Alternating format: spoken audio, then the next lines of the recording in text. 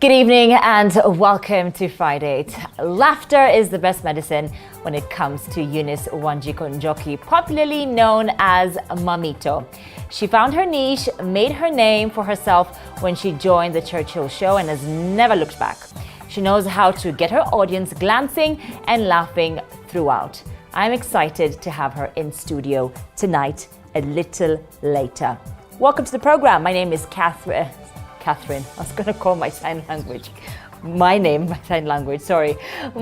Karen Karimi, and Catherine Simaloi down there is a sign language interpreter tonight. In the headlines.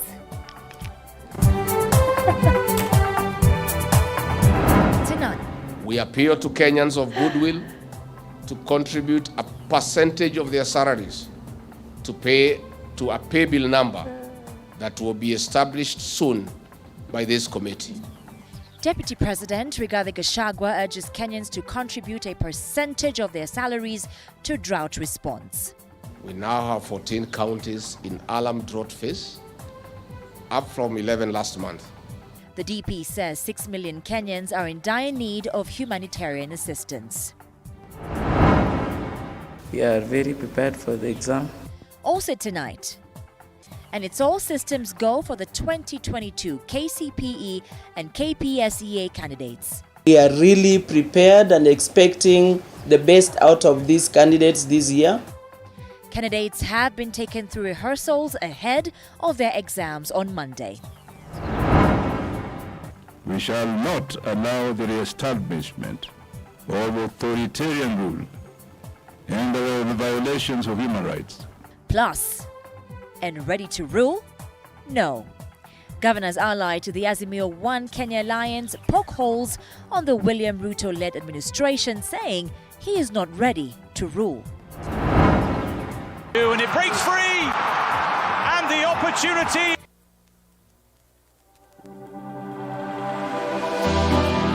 How well do you know what's happening around you? Morning Cafe with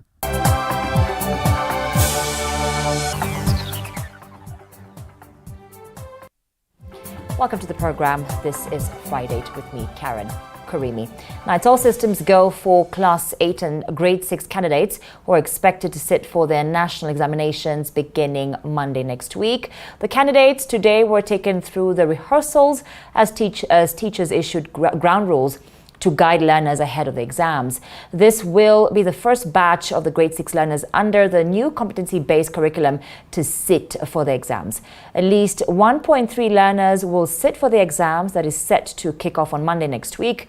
The story was produced by Emmanuel Chaimba. Today was rehearsal day for Class 8 and Grade 6 candidates who will be sitting for their KCPE and KPSEA exam, respectively starting from Monday next week. And we are prepared for the exams.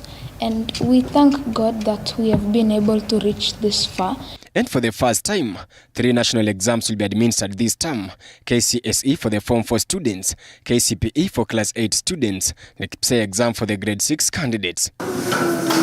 Despite the completion of the rehearsal process, some teachers say the Grade 6 learners have not been well prepared for the exams. One of the challenges being teacher-student ratio, with the teachers lamenting over a huge number of pupils who are served by only one teacher. Kama sasa tuko na madarasa mawili ambayo tunafanyia mtihani. Tuko na darasa la 8, tuko pia na darasa la 6 ambayo tunaweza sema ni pioneer class. Hawajawahi fanya mtihani. According to the tutors, a teacher was supposed to teach the CBC candidates at the same time the KCPE candidates, hence posing a great challenge while preparing for the exams. Tuko na walimu ambao wako na madarasa mawili kwa mwaka mzima, wanatayarisha group 2. Tuseme tuko na darasa la 8 na tuko na darasa la 6 na walimu ni wale tu. On Monday, Grade 6 learners will sit for the mathematics paper and later English. On Tuesday, the candidates will sit for the integrated science and Kiswahili, and the final assessment will be creative arts and social studies, which will be administered on Wednesday. Their Class 8 counterparts will on Monday begin with mathematics paper on Monday, then English language, and later in the afternoon the English composition. On Tuesday, they will be assessed of science, Kiswahili, and Insha. And Wednesday, the candidates will sit for the social studies and religious education paper. Chaimba Emmanuel, TV47, Nairobi. Now, leaders allied to the Azimio One Kenya Alliance have vowed to defend the 4 dissenting IEBC commissioners, famously known as Cholera 4, saying the petition seeking to remove them from office is politically motivated. Here's Flora Limuki with more. A section of governors allied to the Azimio la Umoja One Kenya coalition have poked holes on the William Ruto-led administration, saying it was unprepared to lead Kenyans. The leaders claim the ruling Kenya Kwanza government has been driving on too much talks and empty promises instead of dealing with the pertinent matters affecting Kenyans. Has no clue on how to fix Kenya's problems and continues to be obsessed with campaigning. This regime of lies, deceit, and false promises.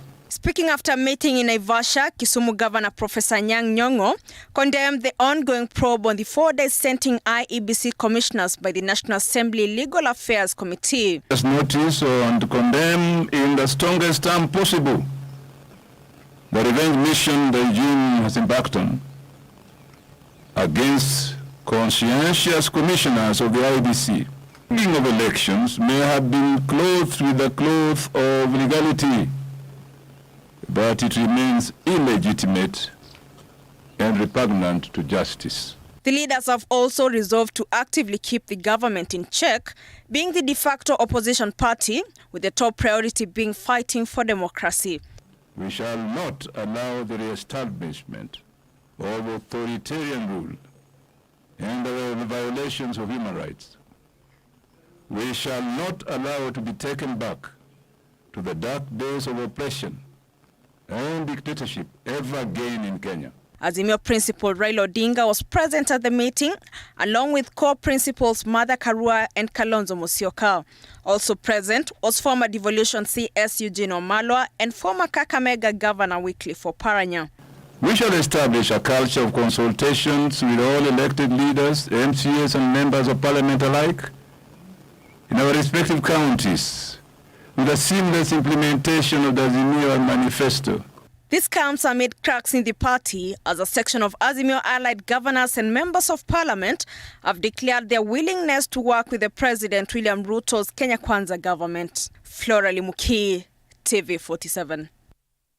Petitioners Geoffrey Langat and Award Gary now claim the country will not face any constitutional crisis in the event the 4 dissenting IEBC commissioners are ousted from office. The petitioners now want the members of the Justice and Legal Committee to recommend the formation of a tribunal to investigate the commissioners who are against the presidential results in the August elections. Elizabeth Mutuku reports. For second day, the National Assembly Justice and Legal Affairs Committee conducted hearings on the proposal to remove the 4 IEBC dissenting commissioners for clear violation of Constitution, explaining the events at Bomas of Kenya, which culminated to the 4 walking out. Petitioner Geoffrey Langat says the 4 should face the law as they were out to subvert the will of the people. The duty of the committee in Parliament is to forward the decision to the President to establish a tribunal.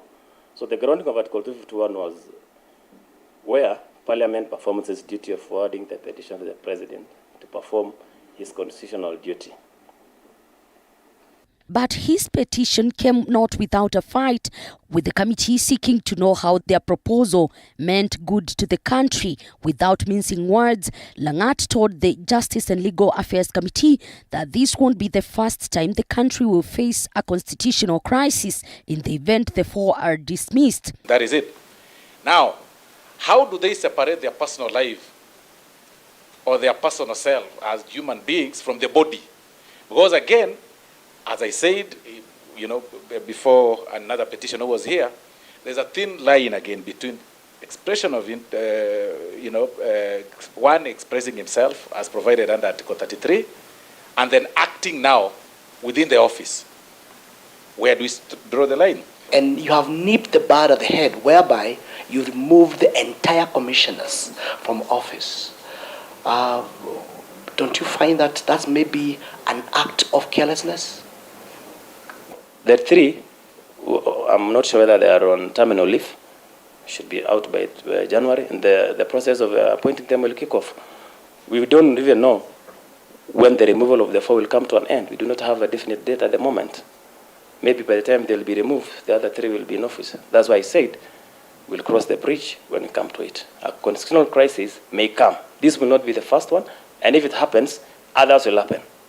And a situation whereby all the commissioners die in office. Will we say there's no commission? They may all day. They may all die in one day. What will we say the following day? On his part, Owar Jerry, the fourth petitioner, said the elections can be postponed, saying a by-election is not an emergency. According to Jerry, the 4 commissioners are incompetent, citing Irene Masit, whom he claims the courts had ruled that she won't qualified for the position, though the previous regime would hear none of it. Adopts the formation of a tribunal, and eventually these commissioners, if you look at Article 251, are either suspended, taken through the process of the tribunal. That means there will be no commissioners at IEBC. How does the country, given the centrality and the constitutional importance of the institution of the Independent Electoral and Boundaries Commission? Section, I think it's 40 or 48 of the Elections Act, precipitates a scenario or a situation where an election can be postponed. The by-elections are not a matter of urgency. They can be postponed for the IEBC to be filled with competent people that have integrity and high standards of professionalism, capable of performing the functions that are bestowed upon them by law. With the 4 petitioners having laid their case bare in the Justice and Legal Affairs Committee, and their stand being that the 4 IEBC commissioners must go, the much awaited is to see if the commissioners will appear before the committee to present their case. Elizabeth Mtuko, TV47, Palm Beach, Nairobi. Moving on, Deputy President Rigathi Gachagua has urged Kenyans to set aside a percentage of their salaries towards the drought response kitty. This as officers from the Kenya Defence Forces and National Youth Service channeled their salaries to the drought kitty, offering foodstuff to starving Kenyans in Kajiado County. Paul Kirubi with that report.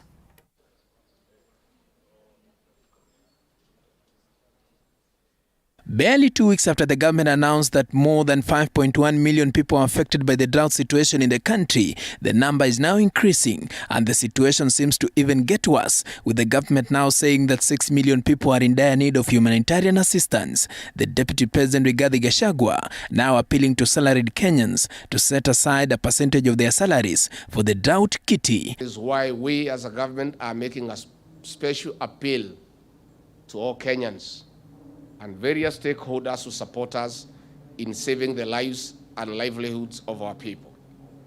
We appeal to Kenyans of goodwill to contribute a percentage of their salaries to pay to a pay bill number that will be established soon by this committee. Already, our men and women in the Kenya Defence Forces have offered to forego 1 day's salary to contribute to the response kitty.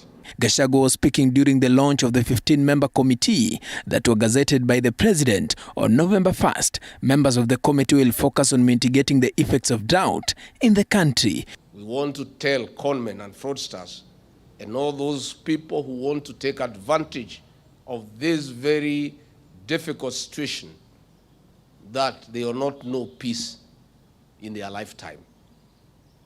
Taking advantage of this situation to con people money when people are hungry.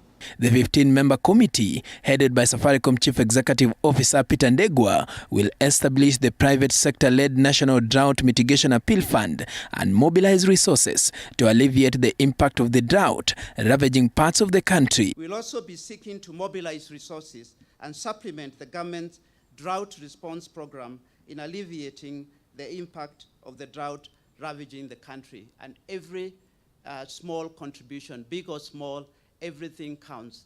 And as Your Excellency, you said, by the end of today, we'll have a pay bill number that will be the single point of contribution by anyone who wants to contribute. Meanwhile, officers from the Kenya Defence Forces and the National Youth Service today set aside a percentage of their salaries, channeling it towards the drought mitigation kitty. The officers today donated foodstuff to those affected by drought in Kajiado County. Now, my guest is in studio tonight. She definitely knows how to get her audience glancing and laughing. Guess who she is? And in more sad stories tonight, 20 people died. And the other people were killed and some people were given a gunshot. While they were gunning, let us look at the tweets to see what really is happening. As you can see, Bernard from Ukambani is saying, oh my God, I can't believe that this is happening right there.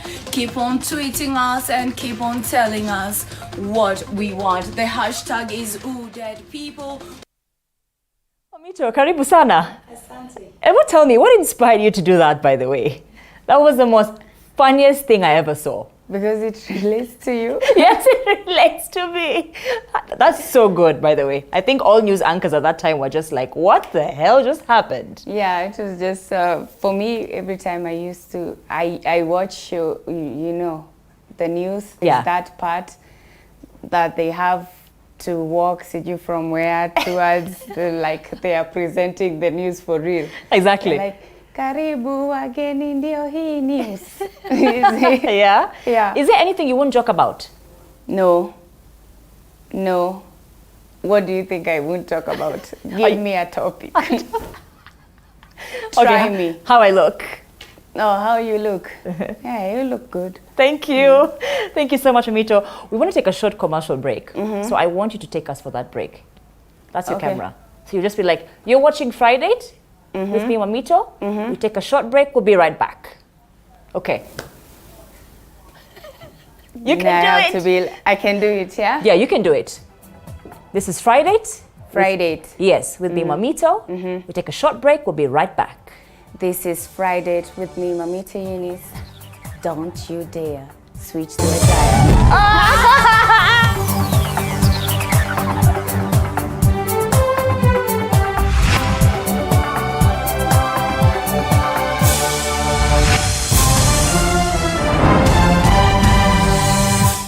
You are watching TV 47, the home of untold stories. Usiyakubalie maumivu ya misuli kukatiza ratiba yako.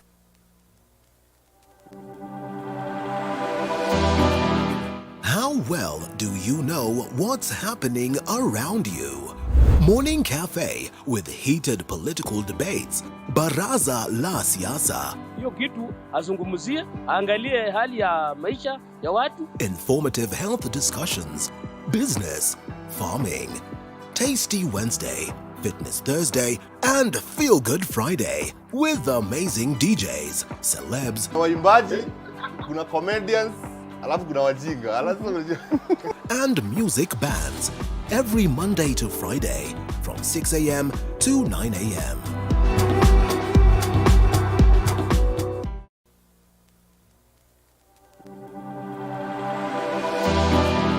How well do you know what's happening around you? Morning Cafe with heated political debates. Baraza la Siasa. Hiyo kitu azungumzie, angalie hali ya maisha ya watu. Informative health discussions. Business, farming. Tasty Wednesday, Fitness Thursday, and Feel Good Friday with amazing DJs, celebs, waimbaji, kuna comedians, alafu kuna wajinga, and music bands every Monday to Friday from 6 a.m. to 9 a.m.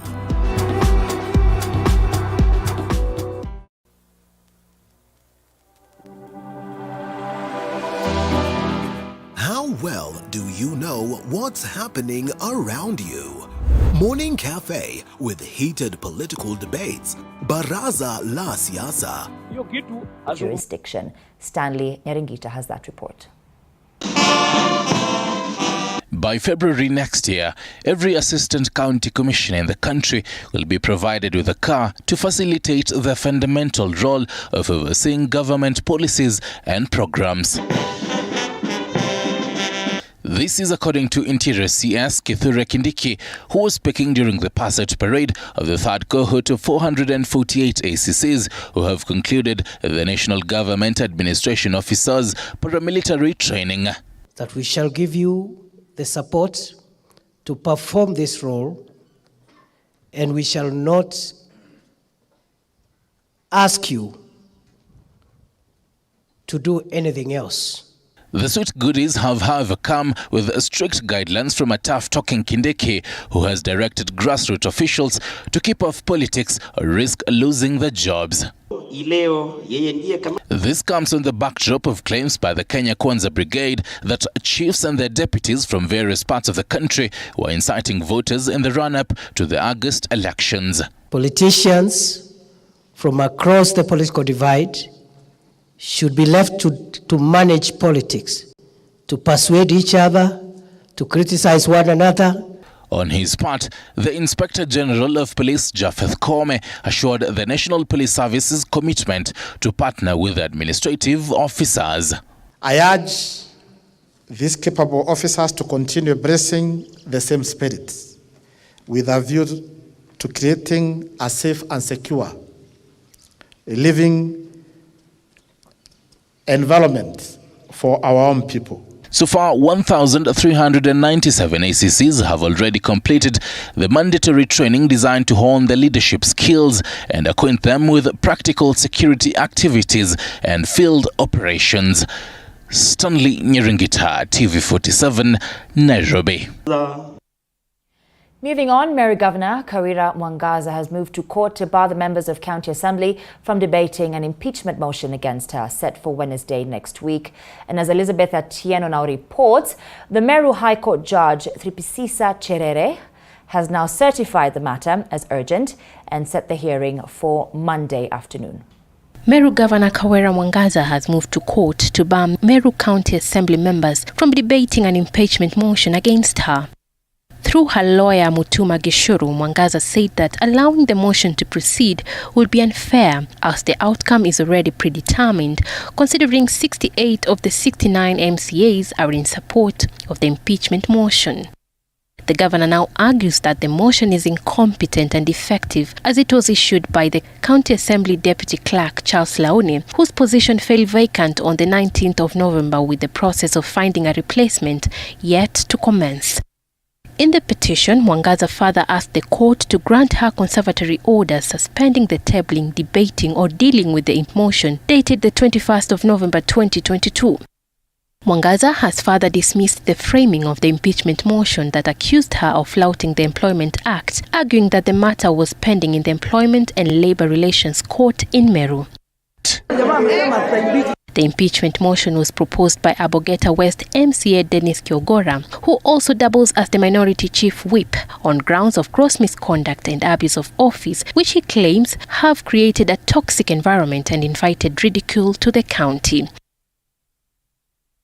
Other grounds listed for the removal were nepotism, illegal appointments, incitement, bullying, mobilization of unlawful riots against MCAs, and violating public finance management laws, and the misconduct relating to the nomination of CECs.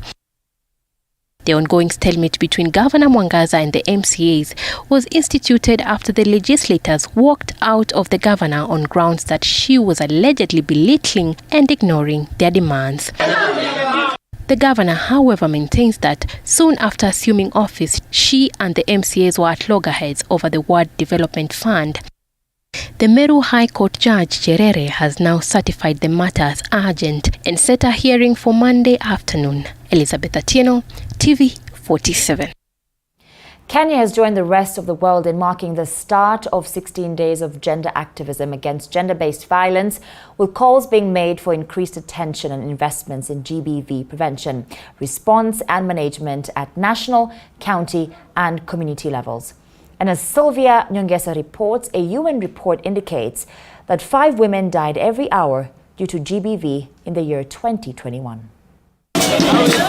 In a statement, the National Gender and Equality Commission Chair Joyce Mwikali has noted that cases of gender-based violence against women swell during times of crisis, emergencies and elections, expressing concern that the current drought situation witnessed in various parts of the country could potentially increase instances of violence against women, such as sexual exploitation in return for favors, reduced school attendance for girls, and men's withdrawal of financial and emotional support to families.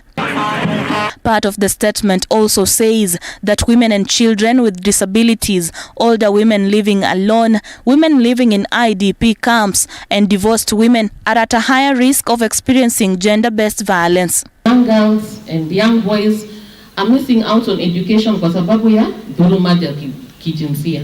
Your safety lies in your hands.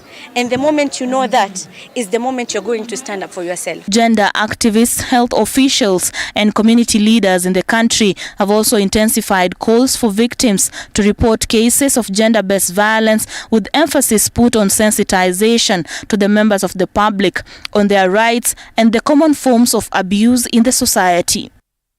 In Kakamega, former First Lady Priscilla Oparanya urged victims of gender-based violence to speak. This, she says, will save lives. I want it to be the story of the past. Maneno ya kufinyilia wamama chini. Wamama wanafinyiliwa kwa njia nyingi. A joint report released by the United Nations Women and United Nations Office on Drugs and Crime shows that in 2021 alone, more than 5 women and girls were killed every hour by someone in their family or an intimate partner. Globally, there is an estimated of about 81,000 women and girls who were victims of homicides in 2021. The majority of those homicides have been femicides, which means that there was a gender-related motivation behind these killings. The 16 days of activism will run from 25th November to 10th December. Sylvia Nyongesa, TV 47. Soweto residents in Kayole, Nairobi are living in fear following the outbreak of cholera in the area that has so far claimed the life of one person. The residents have attributed the outbreak to the flooded sewage trenches in the area that have contaminated the water system, urging the government to intervene to save lives. The story was produced by Ivy Wamahiga. Nairobi is on high alert following the surging cases of cholera, with the latest affected area being Soweto area in Kayole here in Nairobi, where a middle-aged woman succumbed to the disease. This comes just 2 weeks after 8 people died of the disease, with the Ministry of Health saying Embakasi East Sub-County in Nairobi County is the most affected. Other counties that have been affected include Kiambu, Murang'a, Kajiado, Uasin Gishu, Nakuru and Meru. The rainy season has worsened the situation, especially among slum dwellers. In Soweto area Kayole, this flooded sewage system is fueling the spread of the disease among residents. Ruth Acheng is a resident and she tells me she lost her sister to the disease earlier this week.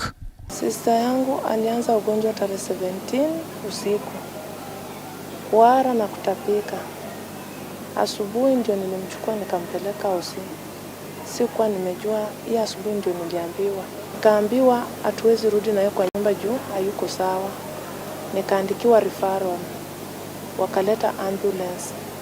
Tukaenda naye mpaka Mbagathi. Mbagathi alienda wakamweka kwa hiyo isolation room hiyo ya cholera. Sasa hapo ikawa siwezi lala na yeye. Nikarudi tu nyumbani. The disease is spreading fast here in Soweto due to the dirty environment, lack of latrines and use of contaminated water among residents who are forced to share the limited resources. You find that in a plot, there are only 2 toilets being used by about 14-15 households. And in a household, there are so many children there. The residents who prefer to eat in roadside eateries are at a greater risk contracting the disease, with the food vendors observing little or no hygiene at all. However, the residents have appealed to the government to put measures in place to ensure their safety. Nation Kabale, TV 47. As a nation gears towards commemorating the International Day of Persons with Disabilities on December 3rd, groups weighing in on violations of their rights have continued to rise, which paints a clear indication that much has to be done to create equity. Our reporter Paul Meru has interacted with a person with disability who have spoken about the challenges they face in their day-to-day life. Such common protests in the country are definitely calling for an urgent need to scale up the inclusion of people with disability at all levels. According to persons with disability, they lack social support, they are unable to access public buildings, and they face constant barriers to higher education. Persons with disabilities have equal rights like any other Kenyan, and they must be respected. It is no doubt that the Kenyan government has established special schools for different forms of disability. However, it has become difficult for many to find schools and courses that will conform to their special needs, where stigma and discrimination is absent. Elizabeth Akinyi is pursuing a fabrication and welding course at the Technical University of Mombasa, and she believes strongly disability is not inability. Kama mnavyoona, mimi si mrefu sana, so siwezi fikia hizi machine zingine, so wamenitengenezea hii meza, wakanitengenezea na hii kiti ambayo wame make sure kwamba iko comfortable kwangu. Access vitu kama siwezi wananisaidia. Akinyi has never let disability be an obstacle in her life. Rather, it has pushed her to explore her potential. I think the community has been very harsh. They've been neglecting these persons with disability. Children with disabilities have not been taken to colleges because people think that these colleges are not going to accommodate them. According to the 2019 census, 2.2% of the Kenyan population live with some form of disability. The same indicates that many women have a disability compared to men. Further research shows that more persons with disabilities live in the rural areas compared to the urban areas. Wale ambao wako barabarani na pengine wanaombaomba, wale si shida yao. Shida ni kwamba hawakuwa wamepawa njia ya kujisaidia. Lakini kwa sasa tunahakikisha na tunajaribu, na pengine baada ya miaka 2-3 hautaona watu kama hao barabarani. Hawa watu tunataka warudi shule, tuwasomeshe, wajue njia ya kujitegemea. You would find that there's one area they might seemingly look weaker, but there are other areas where they are strong. Once we identify the areas where they are strong, then there are enough fields, in technical fields, there are enough areas of engineering and other technical training where they can be found to suit. In addition, the government has come in handy to support the marginalized group through scholarships and support of young girls to curb early pregnancies and marriages. And 70% of those ones who have been admitted in this program are female. And the other 30% is for male. It does not mean that we are not going to be emphasizing that, but the aim of this program is to demystify that aspect where it is said that maybe engineering is for men and or welding is for men, electrical installation is for men. That is what we want to remove. The society at large has been urged to stop discriminating persons with disabilities and rather empower them to create an equitable world. If she can do it, she made it as a woman and as a person with disability in this field of technical, then it means that everybody can make it. Ile jambo ambalo liko kwa moyo wetu na kusema kwamba ati hawa ni watu wa kufungiwa ama watu ni aibu kuonekana kwa nini kwa barabarani, huo ni uongo. Wachukue hatua, wasijitenge, wasijione hawawezi, wajikakamue, watie bidii, kila kitu kinawezekana. Disability is not inability, kila kitu kinawezekana. Paul Meru, TV47, Mombasa.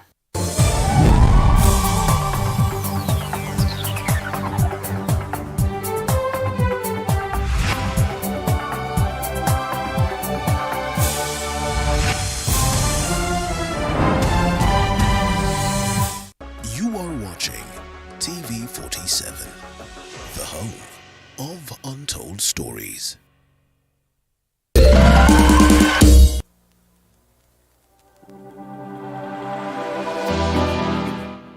well do you know what's happening around you? Morning Cafe with heated political debates. Baraza la siasa. Hiyo kitu azungumzie, angalie hali ya maisha ya watu. Informative health discussions. Business, farming. Tasty Wednesday, Fitness Thursday, and Feel Good Friday with amazing DJs, celebs, waimbaji, kuna comedians, alafu kuna wajinga. and music bands every Monday to Friday from 6 a.m. to 9 a.m.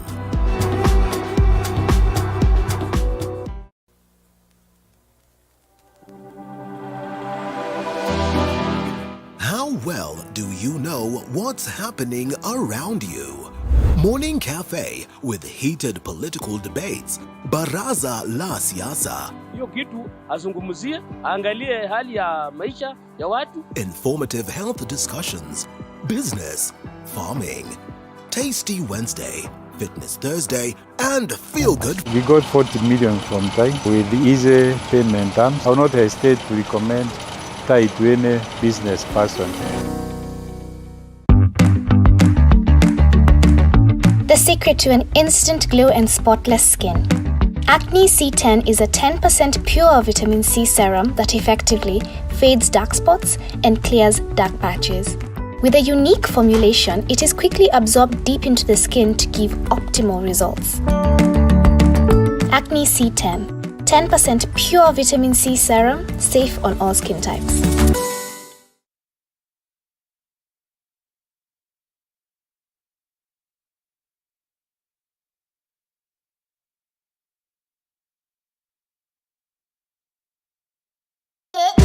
Sisi ndio tunabeba swag hadi ndani ya pitch.